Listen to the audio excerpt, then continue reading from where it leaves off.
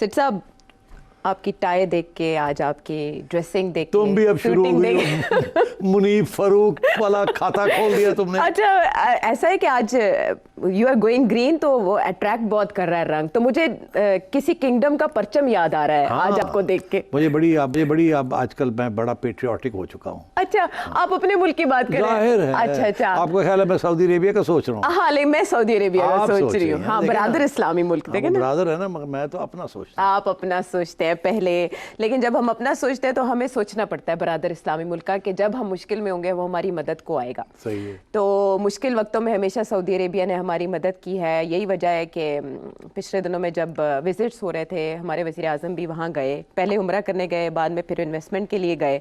कुछ MOUs जो हैं वो अभी भी रहते हैं, एग्रीमेंट्स रहते हैं, जिनके लिए ज़रूरी था कि मोहम्मद बिन सलमान साहब सऊदी वली अहद वो आए पाकिस्तान के विज़िट पर, और 19 मई तारीख बताई जा रही थी, 2 रोज़ा विज़िट पर आएंगे, और तैयारियां की जा रही थी। यहाँ तक कि वज़ीर आज़म पाकिस्तान ने अपनी मसरूफियात तर्क कर दी थी कि वो मॉनिटर करेंगे उनके इस्तकबाल की तैयारियां कैसी हैं। तो अचानक ये खबर आती है कि कुछ नामालूम वजूहात की बिना पर उनका दौरा मुलतवी हो गया है। शायद ईद के बाद और हज के बाद वो आए पाकिस्तान, जून के तीसरे हफ्ते में। लेकिन ऐसे में जब IMF कह रही है कि पाकिस्तानी मईशत को गैर मामूली ख़तरात का सामना है, इस तरह की खबरें ना बहुत बुरा इम्पैक्ट डालती हैं ओवरऑल।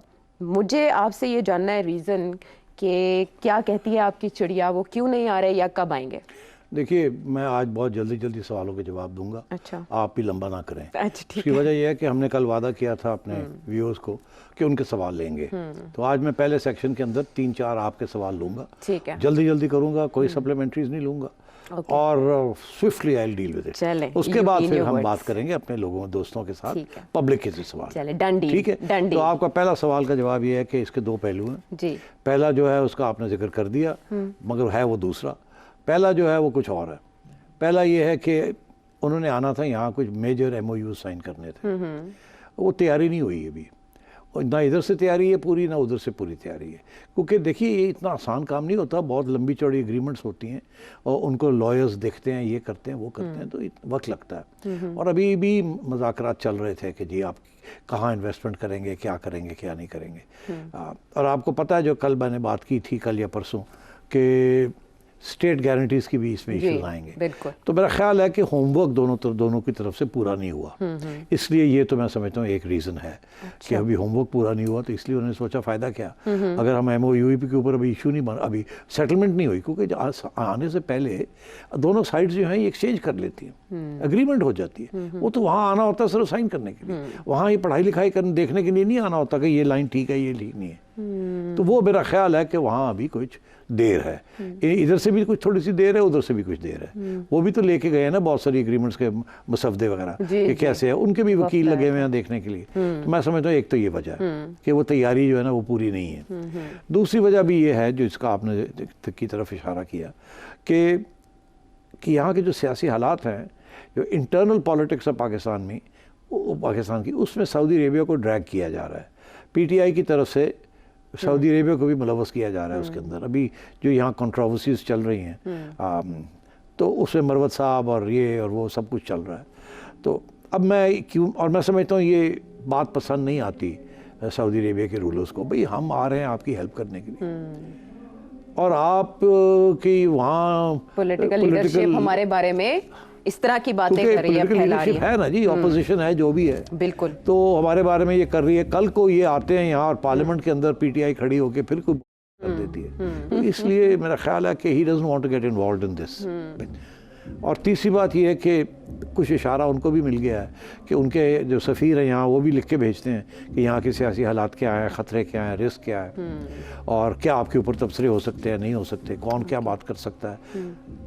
और अब IMF की तरफ से भी ये इशारा आ गया, और उनको अभी आज की हेडलाइंस थी कि IMF भी कह रही है कि हालांकि मामले सही चल रहे हैं, जो मगर इकोनॉमिक फ्रंट पे, मगर सियासी इंस्टेबिलिटी जो है और जो वहाँ टेंशन हुई हुई है मुल्क में, वो अगर जल्दी रिजॉल्व ना किए गए, उस मसले हल ना किए गए, तो सारा IMF का प्रोग्राम जो है ये डीरेल हो सकता है। बिल्कुल ऐसे। तो ये भी खदशा है। और याद रहे कि सऊदी अरेबिया ने ये पहले फैसला किया था कि अगर IMF और वर्ल्ड बैंक, अगर IMF आएगा तो वर्ल्ड बैंक आएगा, वर्ल्ड बैंक आएगा तो भी आएगा, फिर सऊदी अरेबिया भी आएगा, तो वो सारा सिलसिला शुरू हो गया। अब अगर उनमें से एक मेजर खिलाड़ी IMF जैसा कह रहा है कि भाई गड़बड़ हो रही है पाकिस्तान में, हालांकि सब चीज़ें अभी तक ठीक चल रही हैं इकोनॉमिक फ्रंट पे, मगर पॉलिटिकल फ्रंट के अंदर बड़ी इंस्टेबिलिटी है जो कि इकोनॉमिक्स को अफेक्ट कर सकती है। तो इसलिए उन्होंने भी इसकी तरफ तवज्जो दिलाई है। तो मैं समझता हूँ कि वो कन्विंस हो गए हैं सऊदीज़ कि सियासी तौर पर मुल्क जो भी स्टेबल नहीं है और यहाँ कुछ भी हो सकता है, टेंशंस बहुत ज़्यादा हैं। एक तरफ एक फोर्स है जो बहुत पावरफुल फोर्स है, दूसरी तरफ एक अवामी फोर्स है, और ये क्लैश चल रहा है अभी तक, और अभी हाल ही में ऐसे लगता है कि शायद क्लैश बढ़ने वाला है, कम नहीं होने वाला। जी बिल्कुल। तो मेरा ख्याल है ये तबसरे वो भी सुन रहे हैं उनके, तो इस वजह से उन्होंने सोचा बेस्ट ये है कि इस वक्त ना जाया जाए, थोड़ा डिले कर दे। तो ये तो जवाब हो गया। हाँ, इसका जवाब हो गया, इसका जवाब हो गया। और ये जो बात आपने कही कि पॉलिटिकल इंस्टेबिलिटी को वो बड़े गौर से देख रहे हैं, तो फवाद चौधरी साहब जो कुछ एक्टिव हुए हैं कुछ अरसे से, उससे पहले वो खामोश थे और अदालतें भुगत रहे थे, केसेस भुगत रहे थे। अब थोड़ा सा उन्हें शायद ब्रीदिंग स्पेस मिली, अब पता नहीं कैसे मिली है उन्हें ब्रीदिंग स्पेस, आप बेहतर जानते होंगे। आपने तो कल खुद ही कह दिया था कि उनका नाम ही नहीं है उस लिस्ट के अंदर। जी, वो आपने जो पढ़े थे उसमें तो नहीं था नाम। तो फिर ब्रीदिंग स्पेस मिली, लेकिन कैसे मिली असल में, मेरा सवाल ये है, लेकिन मेरा अपने आप से सवाल है कि पता नहीं कैसे मिली।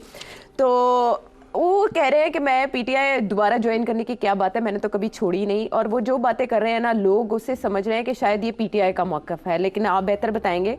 वो कह रहे हैं कि MBS जो आपने कहा वो सियासी अदम इस्तेहकाम की वजह से उनका दौरा कैंसिल हुआ, लेकिन एट द सेम टाइम अचानक उन्हें नवाज शरीफ साहब में ये खूबी नज़र आना शुरू हो गई कि अगर पॉलिटिकल इंस्टेबिलिटी को कोई रिजॉल्व कर सकता है, सहरा किसी के सर बन सकता है, किसी के गले में घंटी कोई बांध सकता है, तो वो नवाज शरीफ साहब है। ये 2 दिन में क्या माजरा हो गया? नहीं, देखिए, पहली बात तो यह है कि फवाद चौधरी साहब कहते हैं उन्होंने सियासी अपनी PTI छोड़ी नहीं जी, मगर हकीकत यह है कि PTI ने उनको छोड़ दिया। नहीं तो अनाउंस कर रहे हैं ना कि हम फवाद को वापस लेने के लिए तैयार नहीं है। अच्छा। खान साहब बड़े नाराज हैं फवाद से कि ये कि किधर चला गया था और कैसे बाहर आ गया, इसने कोई बयान भी नहीं दिया, ये भी नहीं किया, वो भी नहीं किया। तो शक शुबात तो है ना। वो पहले दिन के से कि ये जो फवाद है वो इधर भी खेलता है, इधर भी खेलता है, पक्की सड़क पे भी चलता है और कच्ची सड़क पे भी चलता है। तो अब बात यह है कि पार्टी ने तो नो कर दिए टू फवाद चौधरी। अच्छा, लेकिन फवाद चौधरी कहते हैं मैं तो पार्टी में हूँ। फवाद चौधरी कहते हैं कि हम डील नहीं करेंगे, एस्टैब्लिशमेंट के साथ एंगेजमेंट करेंगे। जी, ठीक। उधर से PTI कहती है कि हम डील भी करेंगे, नहीं भी करेंगे। अगर डील करते हैं तो सिर्फ एस्टैब्लिशमेंट के साथ करेंगे, और आज फिर ये कह रहे हैं कि जी नवाज शरीफ के साथ हम बैठ जाते हैं। तो PTI क्लियर नहीं है, वहाँ हर जड़ा बंदा उठता है वो अपनी लाइन ले लेता है। अब आइए, आपने ये बात की कि फवाद चौधरी ने ये क्यों कहा है कि जी, क्योंकि फवाद चौधरी को नज़र आ रहा है कि अब PTI और एस्टैब्लिशमेंट के दरमियान तल्लुकात और ख़राब होने जा रहे हैं, जो आगे जाके हम डिस्कस करते हैं। ये जो कुछ तब्दीलियाँ हुई हैं, जो प्रमोशंस हुई हैं आज एस्टैब्लिशमेंट आर्मी के अंदर, विल डिस्कस दैट। मेरा तजिया होगा कि tight line tight hard line आ रही है। तो फवाद चौधरी साहब को भी नज़र आ रहा है ये बात। तो इसलिए फवाद चौधरी साहब ने सोचा अब क्या करें। अब तो हमारी पार्टी तो तैयार नहीं है माफ़ी मांगने के लिए या कोई तस्लीम करने के लिए हमसे गलती हुई है, या उससे आगे बढ़ने के लिए कोई रास्ता निकालने के लिए तैयार नहीं है, और खान साहब ख़ुसूसन बिल्कुल ही तैयार नहीं है। तो उन्होंने सोचा कि एक चीज़ हो सकती है कि अगर हम इस्टेब्लिशमेंट को ये इशारा जाए कि अगर आप हमसे नरमी नहीं करेंगे तो हम नवाज शरीफ साहब के साथ मिल जाएंगे। क्यों? क्योंकि सबको इस बात का इल्म है कि शहबाज साहब जो हैं वो तो इस्टेब्लिशमेंट की चोजन है, जाहिर है। वही फवाद चौधरी साहब ने कहा उनके पास तो कुछ नहीं है ही नहीं। तो वो समझते हैं कि नवाज शरीफ साहब जो हैं वो अभी भी उनके अंदर एक एंटी इस्टेब्लिशमेंट का खून दौड़ता है, क्योंकि उनके साथ काफ़ी हाथ हुआ है एस्टैब्लिशमेंट से। अभी रिसेंटली भी आप देख लें, वो उनका ख्याल था कि वो प्राइम मिनिस्टर बनेंगे, मगर बन के कोई और गया। तो जाहिर है, तो फवाद चौधरी का एनालिसिस सही है कि नवाज शरीफ साहब जो हैं वो आउट तो हो गए हैं, ठीक है, मगर अभी उन्होंने सियासत छोड़ी नहीं है। अभी भी वो अब पार्टी को कंट्रोल में लेना चाह रहे हैं। अगले 10 दिन के अंदर अंदर आपको नज़र आ जाएगा, वो प्रेसिडेंट भी बन जाएंगे, और उनके लोग जो हैं लाइक राणा साहब वगैरह वो सेंट्रल में अकोमोडेट होने भी शुरू हो गए हैं। ऐसे ही है ना। तो मैं ये समझता हूँ कि मियाँ साहब को ये एक दाना दिया डाल है फ्रॉम फवाद चौधरी और उसके साथी जो इसके साथ तावन करते हैं कि मियाँ नू उकसाओ, मियाँ के नाल हाथ मिलाओ। एस्टैब्लिशमेंट जिसले ये देखेगी कि ये तो मियाँ के साथ इन्होंने हाथ मिलाने शुरू कर दिए, तो ये गड़बड़ ना हो जाए शहबाज के लिए।